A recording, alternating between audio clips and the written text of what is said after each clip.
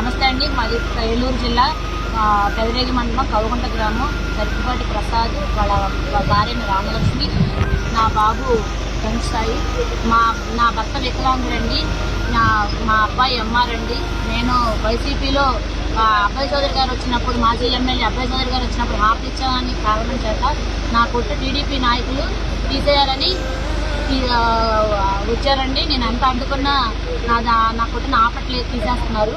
నాకు న్యాయం చేయడానికి ఎవరో ఇది లేదండి. నేను జగన్ గారికి, ఎమ్మెల్యే గారికి, మాజీ ఎమ్మెల్యే గారికి ఈ నా విన్నపం అందజేస్తున్నాను. నాకు 20 సంవత్సరాల నుంచి ఉన్న కొట్టుని వాళ్ళు తీసేసేయడానికి వచ్చారండి. మా పిల్లోడు ఎంఆర్, మా ఆయన ఫిజికల్ హ్యాండిక్యాప్డ్.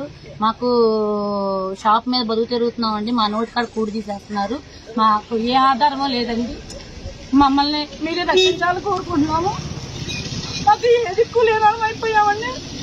మేము చాలా దిక్కు తెలియని తోచలో పరిస్థితిలోకి వచ్చేసాము.